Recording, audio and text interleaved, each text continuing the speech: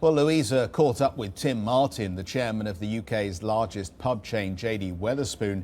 She asked him whether a vote to leave the EU would hurt his trade.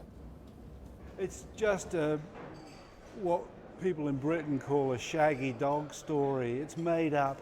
How come Australia? How come North America? How come New Zealand are so successful? But South Korea without being in the EU. Yes, there can be certain trade agreements we can reach, but it's not going to harm us. We'll do better because democratic countries do better. The best example is North America. Similar population, similar geography, similar climate to South America. Because it's got democracy, it's been incredibly economically successful. The founding fathers laid down the rules. You don't transfer power to Mexico or Uruguay or Canada.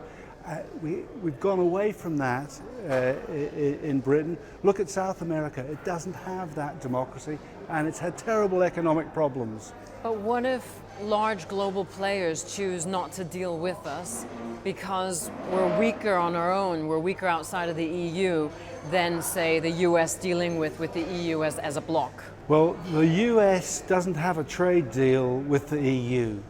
So everything will continue exactly as it is now. China doesn't have a trade deal with the EU. India doesn't have a trade deal with the EU.